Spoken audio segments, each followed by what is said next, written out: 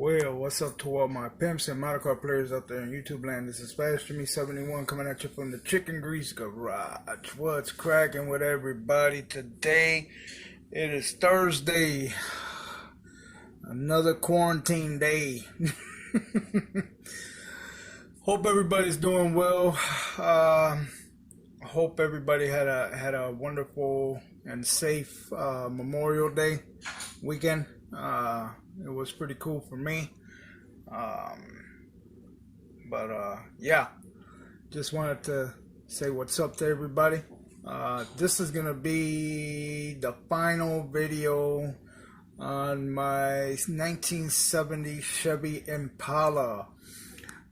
This was the Impala that I had purchased, or somebody has sent me this car. I can't remember for the life of me. That's what happens when you get old, you forget things. The car was sitting in a bag in pieces. There was a missing engine, but Ray's Custom Model Works, he reached out to me and he said, hey man, I'm going to send you a couple of engines. Maybe you can work something out with them. So thank you very much, my brother, for that. I did come up with something with a lot of my other spare parts and stuff. I was able to come up with something. Thank you very much. And the car came along pretty decent, for it being in the condition that it was. I put a little work into it. The paint job is okay. I'm not too thrilled with it, but it is what it is. Like I said, it's a kind of like a resurrection build, resurrecting it from the state that it was in. So I put a little something into it, and I brought it back to life. Like I said, the paint job isn't what I expected. But you know what, it is what it is. It wasn't a brand new kit, and the car was already painted, and I had a lot of issues with the paint, and just all around. This is the reason why it's taken me so long to post this video. But let me take this board away. As you can see, this is the Chicken Grease Garage board. This is what I'm gonna have when I'm ready to reveal one of my cars once it's all completely done. So this is actually a board that I bought at Walmart. That it folds up. I guess this is like a display kind of thing that you do your displays when you go to school to do your school projects and stuff. I actually found this thing, and I just put my Chicken Grease Garage postcard on there. Well, let me pull this out to the side and show you what I got. So here we go. And there she is, 1970 Chevy Impala. She's painted in Duplicolor. That is like a charcoal gray, I would have to say. And it's got a lot of bling bling in it. It's got a lot of bling bling in it. A lot. Well, there's the engine. I wired up the firewall. I did a lot of wiring on the firewall. If you guys remember that interior that's in this car, that interior was from another Chevy Impala that I had, that I did like a dunk kind of deal. I don't know what possessed me to do that car like that, but it was horrible, and I took it apart, and I was gonna use the interior that came with this car, but I said, you know what, I'm just gonna use this interior. It's already made, so I might as well put it to use. So that's what I did.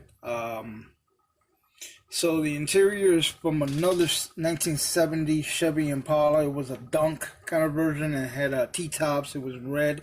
I don't know if you guys go back and look, you'll see that video. I don't remember what I called the car. All I know, it was horrible. Did all the bare metal foil on this thing yesterday. Actually finished almost at 1 o'clock in the morning doing all the bare metal foil. Um, a lot of the components were from the other Chevy Impala. Uh, the engine wasn't to the Impala, to the other Impala. The other Impala's engine, I had a lot of problems with it, so just threw it in the junk bin. But that engine is one of the engines that Ray from Ray's Custom Model Works sent me, and I just went in my parts box and took out some heads and did a couple other things. I had a wiring, nice distributor wired up, and I made actually the optimal battery was from the other Chevy Impala. So I actually used the other Chevy Impala as a donor car to put this one together. The windshield came from this car. It was with this car. I was gonna do a full exhaust all the way across, but I just said the hell with it. I cut it there, and as you can see, it's like in mid frame. With just the mufflers and some small chrome tips right there, as you can see it right there. So the car came out pretty decent, man. I think it came out pretty cool. Like I said, the paint job, it fought me a little bit due to the fact that the car was already painted, and it just, some of the paint reacted funky, and it was just, it was something else. That's the reason why this car took me so long to put together. But I just said the hell with it. I just put it together just to take it out of the bag and and put it on my shelf. So that's another car added to the collection since I've been back building.